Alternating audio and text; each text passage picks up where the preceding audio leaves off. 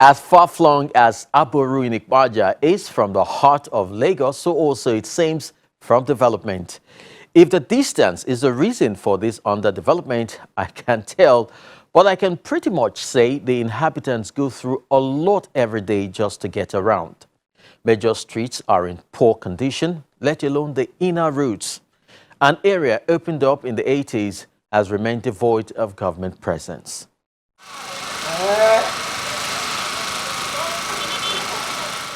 Ifesowakbo, a rustic community in Aboru, in Agbadu Okiodo local council development area of Lagos State, represent perhaps an example of a rural settlement devoid of the presence of government.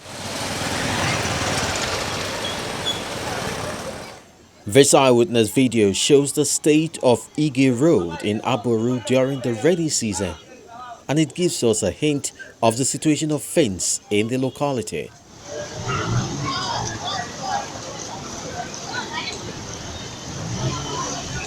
Although the waters have dried up when we visited, driving through the road is still appalling.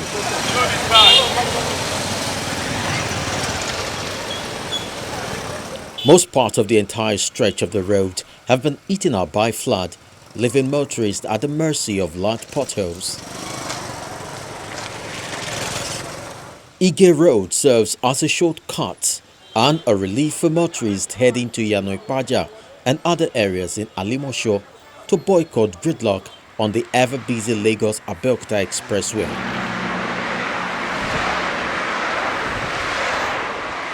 Inbound and outbound motorists have to manage one part of the road that has become too narrow to accommodate two vehicles at the same time.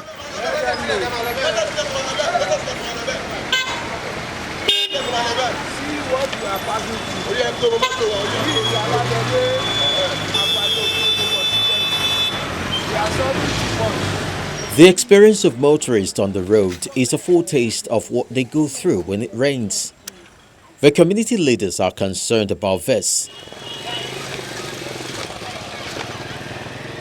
This spot we are is a very dangerous, I would say a dangerous spot, because a lot of damages have been done to motorists over here. When it rains, it becomes impassable. A lot of damage, even passers-by, they get wounded. Talk less of these Okada riders. There are many people that have fallen down here on this road, on Okada. Talk less of Marwa. Motorists, no motorist that applies this road that doesn't attend mechanics. Almost no time you pass here that you don't attend the mechanical village.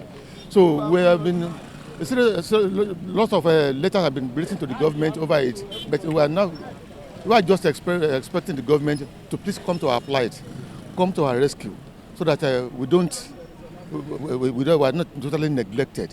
These are the picture of the road. One of the leaders, Rasaki Street, shows us pictures of the state of the road during the rainy season, attached to acknowledged copies of several letters of appeal written to the state government and relevant agencies to fix the road.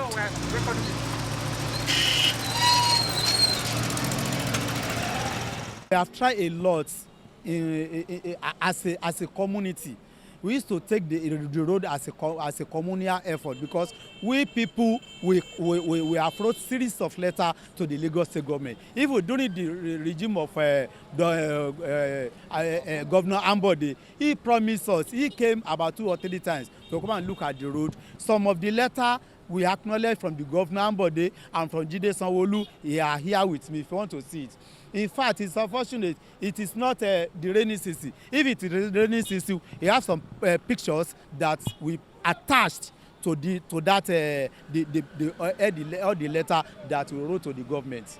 Community self-help efforts are often deployed, but they serve as palliatives while the dry season lasts. Well, those boys go to the school, they fall into the canal. So far, so good. This place is not good since 3 years. Very heavy, it's bloody.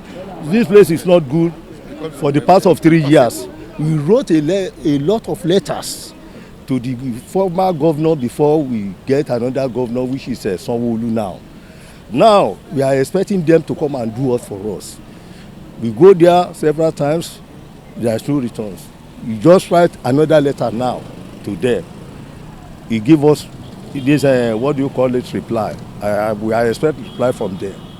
Another concern on this road is the bridge that cuts across a large canal.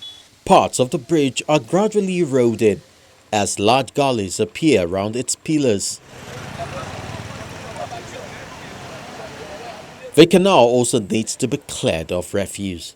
This particular point started as a gradual degeneration of little openings to what we have now. So if government does not come to intervene at this point and another rainy season comes, then this road and this bridge will be cut off. And that means people in this area will not have access to Ipaja and other exits. So we want the government to come and fix this place. Instances of accidents have occurred here. Last year, somebody here, in an attempt to rescue people that fell into the flood, he also got washed away and he died along the line. Streets connected to Ige Road are also in terrible states.